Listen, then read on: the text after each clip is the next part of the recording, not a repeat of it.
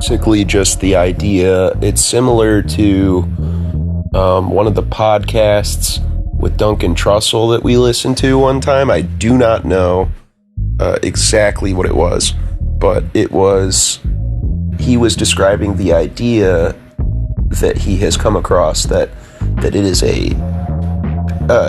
Duncan Trussell's concept was basically that, that death basically washes clean the soul, strips it of its identity, its attachments, its experiences. And as a side note, a lot of people view that as the dichotomy between heaven and hell right there. Is the washing of your soul a release, or is it something you fear, right? So anyway, he was basically laying the claim that through metaphysical bodies, it is possible for your soul or parts of your soul to be maintained after the fact. And one of the simplest examples that I can put to right now that relates to my revelation is creation. It is a very simple thing to say that somebody who puts out a body of work that means something to a lot of people will exist in the minds of people after their death. But it's different to think of the first person who created something as being the progenitor to the soul vessels of everybody who came after. I don't know. It's hard to explain, but basically the first person who memorialized themselves that way, the original act led to other people doing it.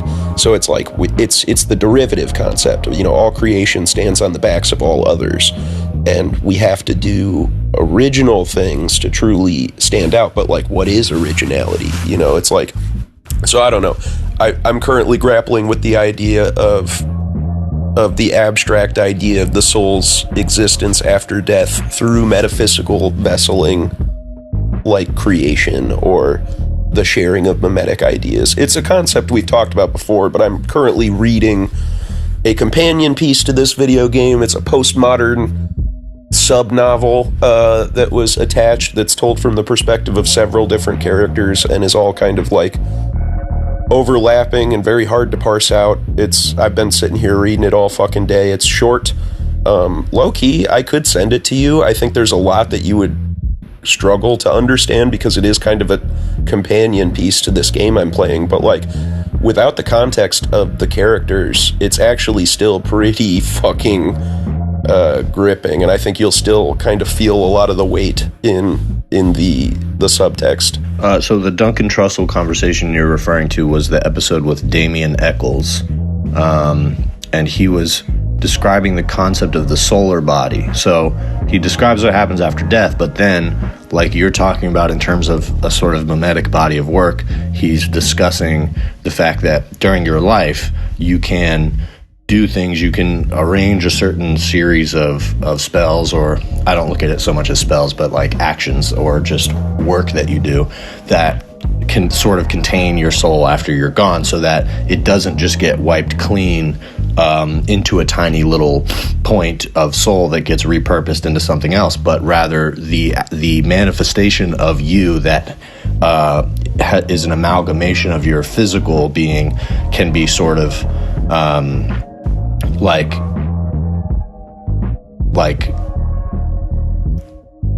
preserved as, I guess, mimetically. I was searching for a different word than mimetically, but that would probably be the best word. So, and then that can essentially be something that ostensibly lives forever. And what you said about originality reminds me of the concept, something that Terence McKenna talked about,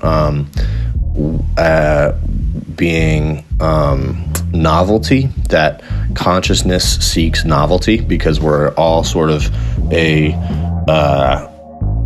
like you said, we're all sort of recreations of what has been before, and our ideas are the same thing, right? We're copying things that we're inspired by, we're repurposing ideas that we have seen in the past, whether we realize it or not. And so ultimately, though, there's a concept of novelty that is real, and it is something that you can achieve. You can create things that are novel. It's just sort of a matter of a certain combination of those ideas that you have that already exist. The character that is the primary focus of the entire first half, and is probably likely the the intrinsic focus of the later half because of that. You know what I mean? You're probably meant to be comparing and contrasting the later narrator's experiences to the first narrator's experience, but the first narrator is a severely unwell teenager who is dissociatively attaching themselves to parasocial ideas and disengaging with reality. And it's unclear how bad their actual reality is. I think there's a good case to be made that this narrator is Holden Caulfield-esque in the sense that a lot of their issues are because of their own inability to grow up. You know what I mean? Their own unwillingness to change or think critically. But there are shades that, things are unwell, like they describe emotional abuse and physical abuse in the home and things like that.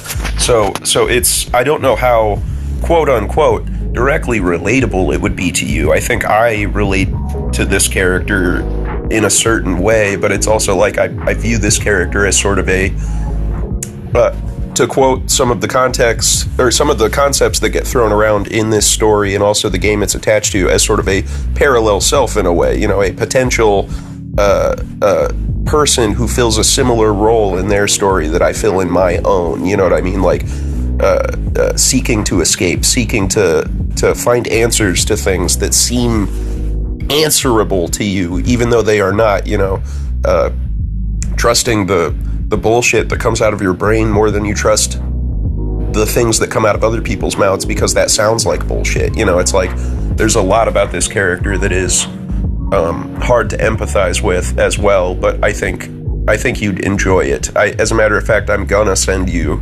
this because I think it'd be a really interesting read for you, even fucking without the game. I think you'd find it fascinating. I do think that there is something, because what I've been thinking about lately, and I've got to go here in a second, but what I've been thinking about lately is the concept of like the collective experience. And that's what this book made me think about. In sort of a roundabout way, the Philip K. book that I was telling you about, Philip K. Dick, because it doesn't, plainly state this idea, but it sort of kickstarted this thought process for me in terms of being in the simulation. Because if you were to look at humanity as sort of existing, like say the Earth is like this like container that we're all in, right? It's the landscape that this simulation takes place on, and so all of us are sort of transported here from whatever the previous state of being is. We don't know that. We don't know what we are being simulated from. So if we're in a simulation, then we all are kind of here together. And to me, the point is to reach others in the simulation and to achieve a level of consciousness and awareness that others can relate to and also participate in. And so if the more we do that, the more we create a collective experience that can bring the maximum amount of people on board into it, the more we will all be on the same page about what existence is and might actually get a glimpse of what the real reality is. So in terms of everybody deciding that we are not real at the same time and that causing reality to cease to exist, I don't think that that's necessarily the case, because I think there is while the quote reality that we live in, I think that an important part of that shared collective experience, an important part of being able to exist there with others, is the acknowledgement of reality, the acknowledgement of the restrictions of this form of reality, and that is not necessarily something that we can wish away. However, when it comes to like different religious narratives and different ways of sort of putting together the mimetic concepts of what it means to be a person, then we start to construct something like a collective narrative that ideally makes sense across the board of humanity. So we haven't achieved that, but there are certain, pretty strong attempts to do so. And so I think that, in my opinion, just based off first contact, the flaw in your theory is not so much that we would all cease to exist if we were to decide that we don't exist, but rather that if we were to all arrive at some kind of narrative or conclusion about what this existence is, then we would be the closest to understanding the actual nature of reality underneath reality. And so I think it may be a little bit dangerous to drift in the direction of thinking that there's nothing undergirding the so-called simulation at all, because I think that in order for there to be a simulation, there has to be something that undergirds it, and that ultimately strikes me as what the purpose of our consciousness would be, to arrive at those conclusions, but to arrive at those conclusions in a way that can be shared with others, not just in a way that makes sense to us only, because I think a lot of people do that. A lot of people have their ideas of what reality is, but if you can't share that across the board of humanity, then how real is it really? And I've realized that that's what has always fascinated me, and that's always what I've worked to do. That's what fascinates me about music. That's what fascinates me about communications, even politics, is the ability to poke through others' realities. For me, in my life and my subjective experience, to do something that pokes through the subjective experiences of others, similar to how we're doing in this conversation right now. We're talking to each other, so all of a sudden I sort of appear in your reality, and things that you hadn't been thinking about, all of a sudden you're sharing space with that, and vice versa. And so we are sort of on a level of consciousness with one another, and we're talking. We are trying to sort of figure it out together, but even just the act of being in that space is sort of part of the collective act. And I think that that's what fascinates me. That's ultimately what my goal is to sort of participate in the realities of as many other people than myself as possible. I guess I'm being a little subjective, or I don't know, hyperbolic. I don't know what the word I'm looking for is. Maybe romantic.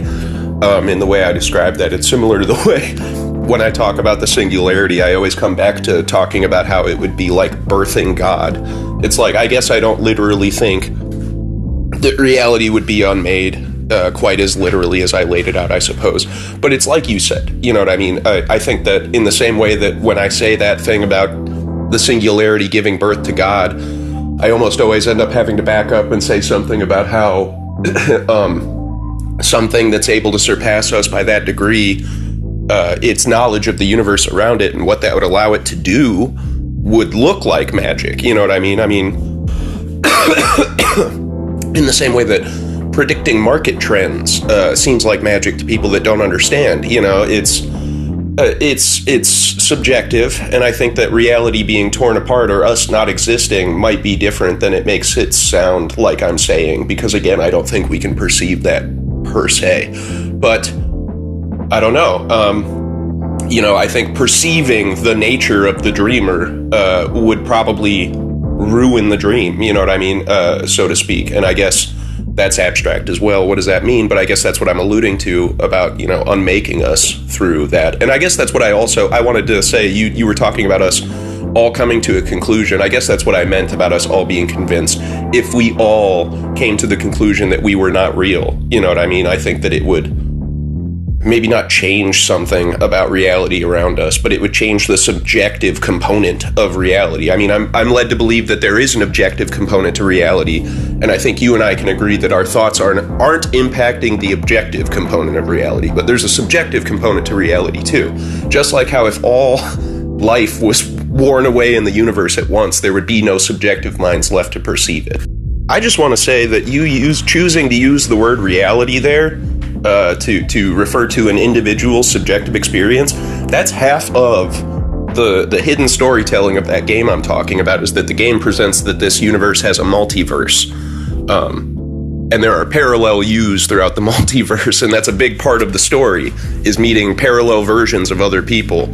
And it articulates that, these people all come from different realities, but the truth of the matter is that parallel self thing is sort of a metatextual way to refer to the way that we compare ourselves to people. Like I mentioned earlier, somebody filling a subjective role that you also fill, projecting onto them and being projected back onto, but at the same time, realities being separate, that is the nature of our reality, is that you can never truly know exactly what any of us are seeing or living on the inside. And I think the subjective capacity comes into that. We're all trapped inside our own mind dungeon, you know what I mean, to use more language from the game. Yes, I agree with what you said about reality and how that's the fundamental predicament of our being, is that it's kind of like what Bert always used to say when he would get drunk, where it was like he would fall into that rabbit hole of like, but how do I know that any of you are real and not just my mind talking to me? And the truth is, you can never convince somebody of that, because there's no way to cross the streams, so to speak. But I think in order to maintain one's sanity, in order to continue participating in the world around you, even in just your subjective experience in a meaningful way, you have to acknowledge the rules of reality that we all share. I cannot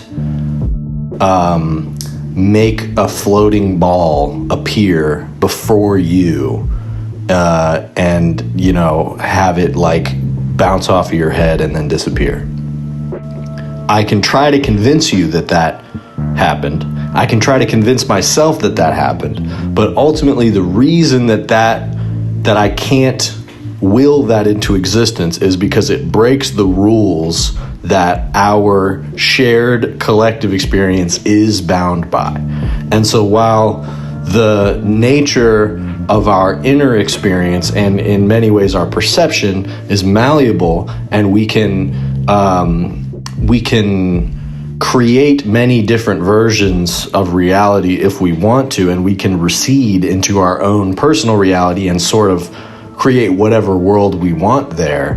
At the end of the day, someone who does that still exists in the world of others, and that person just exists as a crazy person who has receded from reality. So, I'm not against the idea that reality is somewhat malleable, or even that there are sort of different versions of reality, but I've come to feel that the only way to remain grounded in this life is to recognize that what we know for sure is the reality that we all share. And we don't really even know anything about it, but we know that it's there. There are rules that exist between us that can't be broken. And those are the laws of physics. Those are the governing laws of our physical reality. And so there are many metaphysical things that can happen, or that may even dictate the nature of those laws of physics, but there's no evidence that that is something that we can manipulate with our mind. In other words, we all might be dreaming, but it's a shared dream. And there are rules to that shared dream that we all must abide by. And people who choose not to abide by the rules of the collective dream, they don't have to, but they're no longer participating in the collective dream. If you want to participate in the collective dream, you have to play by those rules. And that is ultimately what makes consciousness worth experiencing, I think.